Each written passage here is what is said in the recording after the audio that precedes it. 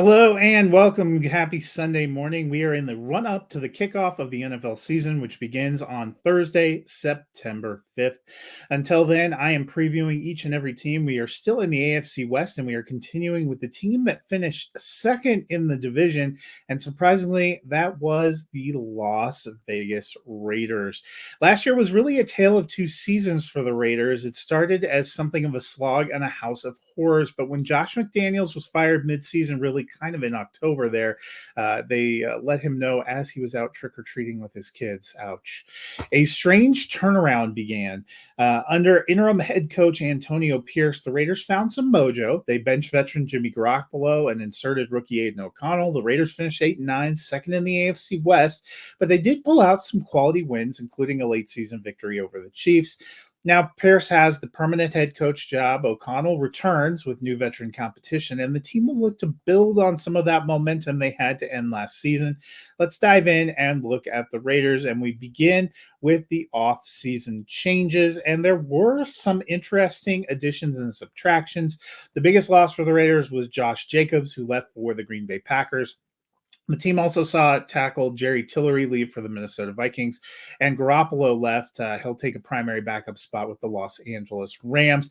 But it wasn't all a one-way exchange for the Raiders. They added depth in the backfield with veteran Alexander Madison. They also added some wide receiver depth.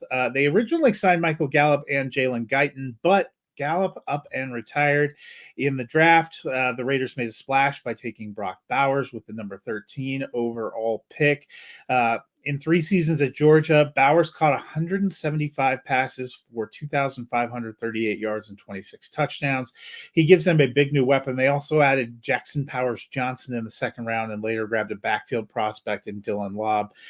Flipping over to fantasy prospects, quarterback is going to be the interesting competition. The Raiders have 2 positions competitions heading into the season on offense, both in the backfield. The first is at quarterback. O'Connell returns, but the team added veteran Gardner Minshew, pictured there.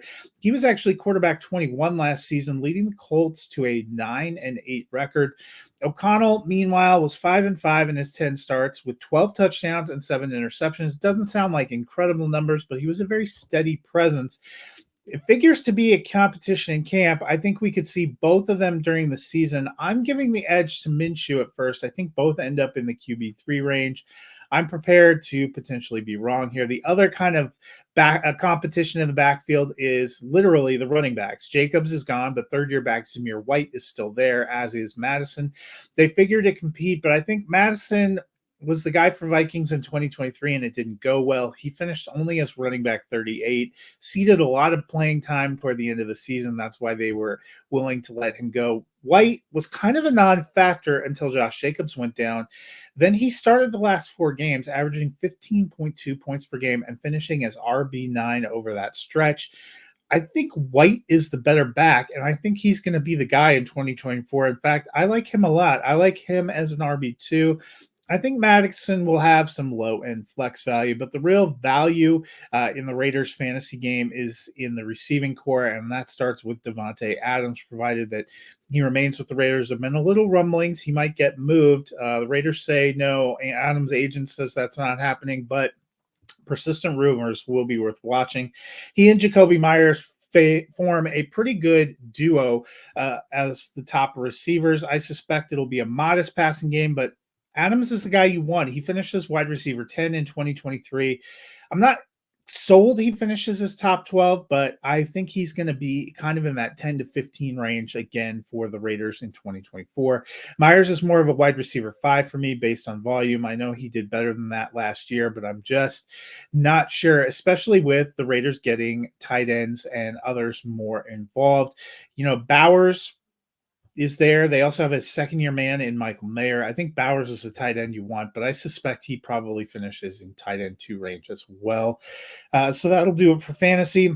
How do I think the Raiders are going to do this season? Well, they were 8-9, kind of an upstart team last year. I was happy the Raiders kept Pierce, and I think there's talent on the roster, but I still think this team is in the midst of a little bit of a transition. I don't know that they have the answer quarterback on the roster yet. I also think, we have to watch whether Adam stays, whether he stays happy, how this passing game develops. They played a little bit over their heads in 2023. I think I'm more comfortable with them in the 5 to 8 win range in 2024. I think they'll be competitive and fun to watch at times, but I do not think this is a playoff team in 2024.